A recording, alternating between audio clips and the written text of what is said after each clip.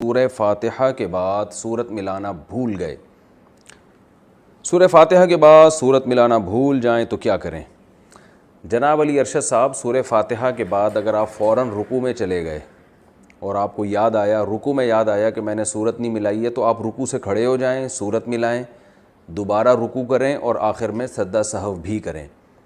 और अगर रुकू में याद नहीं आया, सजदे तक पहुँच गए, आपको याद ही नहीं आया, तो अब क्या करना है आपने? फ़र्ज़ नमाज की अगर पहली 2 रकतों में आप सूरत भूले थे तो तीसरी रकत में अब सूरत मिला लें। सूरह फ़ातिहा के बाद सूरत मिलाएं, ठीक है ना। तीसरी में नहीं याद आया, चौथी में मिला लें और आखिर में सजदा सहव भी करें।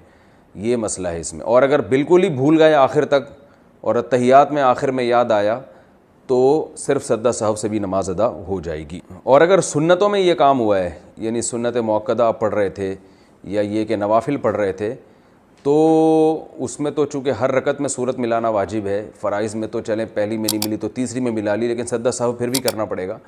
तो यहाँ भी यह है कि सुन्नतें अगर आप पढ़ रहे थे उसमें सूरत मिलाना भूल गए तो रुकू में याद आया तो खड़े होकर सूरत मिलाएं, दोबारा रुकू करें, सजदा सहव करें। रुकू में याद नहीं आया तो अब बस गई सूरत, अब आखिर में सिर्फ सजदा सहव कर लें, नमाज इंशाअल्लाह हो जाएगी।